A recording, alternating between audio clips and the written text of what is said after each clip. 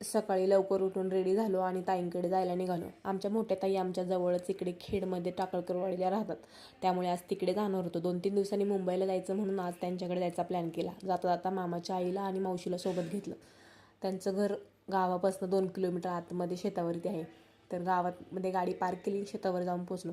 जेवणामध्ये त्यांनी मस्त पावभाजी बनवलेली. मग नंतरनी थोडा वेळ टाईम स्पेंड केल्यानंतर त्यांनी आम्हाला देण्यासाठी बाजरी वगैरे काढली, थोडा भाजीपाला काढला. हे ड्रोन घेऊन गेलेले, तिकडे ड्रोन उडवायचं काम ह्या मुलांचं चाललं होतं. येता येता त्यांच्या पाया पडले आणि आमच्या यांच्यामध्येच काहीतरी माझ्यासुद्धा पाया पड. यायला खूप उशीर झालेला, रात्र झालेली. घरी आलेली, घरी बऱ्यापैकी खूप पसारा पडलेला. घरी येऊन जावेच्या मुलाचा बड्डे होता, तिकडे सेलिब्रेशन केलं आणि सकाळी मसाले भात जाता जाता करून गेलेली. मग संध्याकाळी येऊन तोच फ्राय करून खाल्ला. त्यांनी खूप सारी भाजी वगैरे दिलेली. त्यांच्याकडे चांगल्या प्रमाणात शेती होते, भाजी वगैरे करतात ते लोक. घरी येऊन सगळं काम आवरलं, असं संपवला दिवस. तर बाय.